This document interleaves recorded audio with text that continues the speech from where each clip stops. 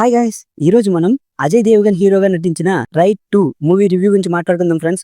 అంటే అదేనండి, mister Bachchan movie ఉంది కదా, ఆ మూవీ రైడ్కి రీమేక్ అయితే ఈ మూవీ రైడ్కి సీక్వెల్ అనమాట. మరి మిస్టర్ బచ్చన్కి సీక్వెల్ వస్తుందో లేదో మనం చూడాలి.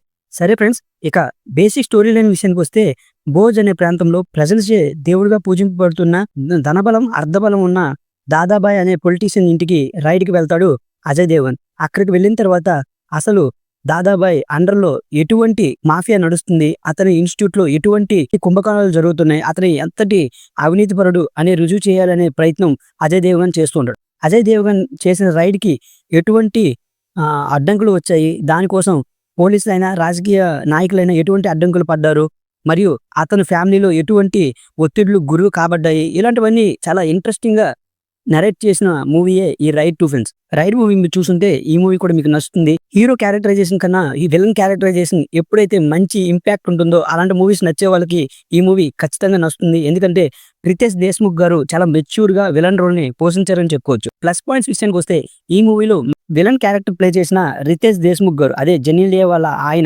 ఆయన క్యారెక్టర్ అయితే మాత్రం సూపర్ గా యాక్ట్ చేశారు. ఎంత పవర్ఫుల్ పొలిటీషియనా అనేటట్లుగా చూపించడం అయితే చాలా బాగా చూపించారు. సెకండ్ హాఫ్ చాలా ఇంట్రెస్టింగ్ గా ఉంటుంది.